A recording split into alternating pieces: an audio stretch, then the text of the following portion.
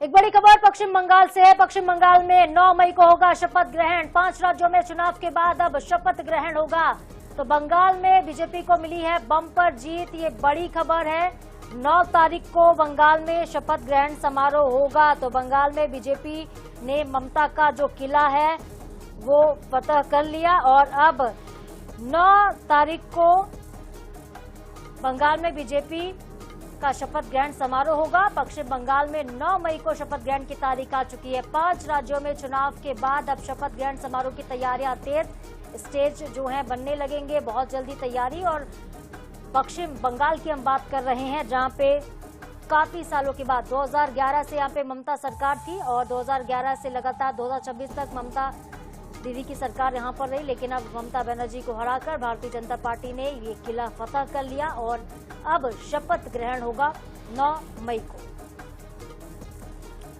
तो 5 राज्यों में विधानसभा चुनाव के नतीजे सोमवार को आए। पश्चिम बंगाल, तमिलनाडु और केरल में सरकारें बदल गई हैं।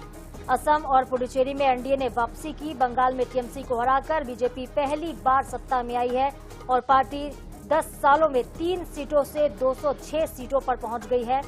तमिलनाडु में भी कल रिजल्ट आए थे। एक्टर थलपति विजय की पार्टी टीवी के सबसे ज्यादा सीटें लाके सबको चौंका गई और 59 सालों में तमिलनाडु में पहली बार ऐसी सरकार बनने जा रही है जिसमें डीएमके एआईएडीएमके नहीं होगी।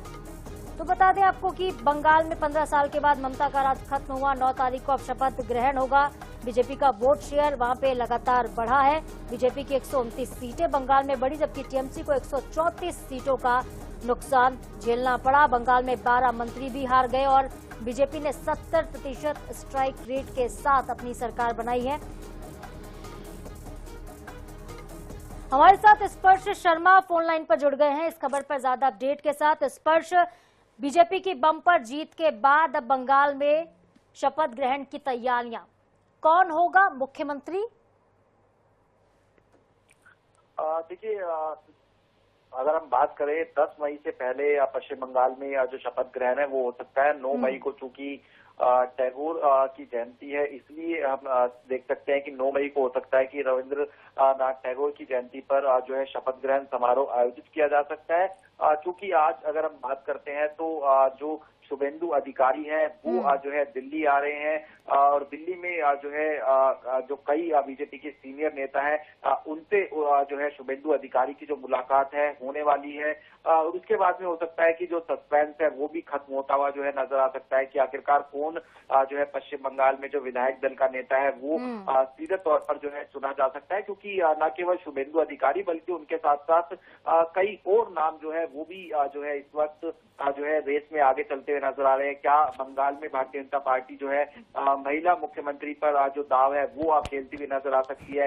ऐसे में जो महिला के नाम निकलकर सामने आते हैं वो अग्निमित्रा पॉल की बात की जाए, रूपा गांगुली की बात की जाए, ये तमाम नाम जो है निकल के सामने आते हैं। और इसके अलावा अगर बात करें तो दिलीप घोष है, भारतीय जनता पार्टी के पूर्व में प्रदेश अध्यक्ष रहे हैं, शुभेंदु अधिकारी का नाम है, श्रमिक भट्टाचार्य का नाम है। तो ये करीब 4 से 5 नाम जो है वो सीएम की रेस में आगे चलते हुए नजर आ रहे हैं। लेकिन चूंकि कल ही जो है रिजल्ट आए हैं, ऐसे में अब दिल्ली दौड़ लगातार नेताओं की देखने को मिलती हुई नजर आएगी। और उसके बाद में भारतीय जनता पार्टी की तरफ से बाकायदा औपचारिक रूप से जो पर्यवेक्षक है उनकी घोषणा की जाएगी और पर्यवेक्षक बंगाल पहुंचेंगे। बंगाल में विधायक दल की बैठक होगी और औपचारिक रूप से जो विधायक दल का नेता है वो फिलहाल चुना जाएगा। बिल्कुल स्पर्श, तो देखना बेहद दिलचस्प होगा क्योंकि इतिहास में बंगाल के पहली बार बीजेपी की सरकार बन रही, तो पहला बीजेपी का मुख्यमंत्री कौन होता है ये देखना होगा। नजरें आप बनाए रखिएगा इस पूरी खबर पर, आगे अपडेट हम आपसे लेते रहेंगे। बहुत शुक्रिया फिलहाल आपका तमाम जानकारी के लिए।